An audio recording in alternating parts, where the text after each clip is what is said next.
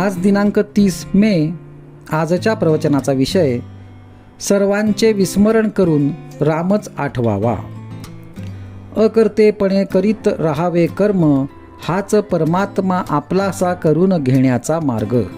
न करावा कोणाचा द्वेष मत्सर, सर्वात पहावा आपला रघुवीर. परनिंदा टाळावी, स्वतःकडे दृष्टी वळवावी. गुणांचे करावे संवर्धन, दोषांचे करावे उच्चाटन. जेथे जेथे जावे, चटका लावूनच यावे. याला उपाय एकच जाण, रघुनाथा वाचून न आवड दुजी जाण.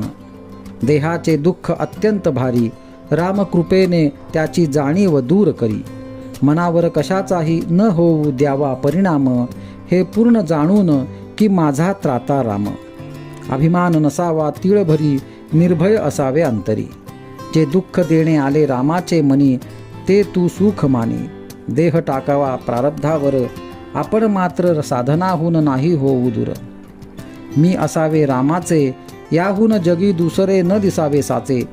प्रपंचातील सुखदुःख ठेवावे देहाचे माथा, आपण न सोडावे रघुनाथा. आपण नाही म्हणू कळले जाण, ज्ञानाचे दाखवावे अज्ञान. दोष न पहावे जगाचे, आपले आपण सुधारून घ्यावे साचे. कोणास न लावावा धक्का, हाच नेम तुम्ही राखा. एक रामसेवा अंतरी, सर्वानुभूती भगवत भावधरी. राम ज्याचा धनी, त्याने न व्हावे दैन्यवाणी. नका मागू कुणा काही, भाव मात्र ठेवा रामा पायी. वाईटातून साधावे आपले हित, हे ठेवावे मनी निश्चित. भगवंताचे विस्मरण, हे वस्तूच्या मोहाला कारण. म्हणून भक्ती व नाम, याशिवाय ऐकू नये कोणाचे ज्ञान. परिस्थितीचा निर्माता परमात्मा जाण, त्यातच त्यास पहावे आपण. सर्व करता राम, हा भाव ठेवता चित्ती.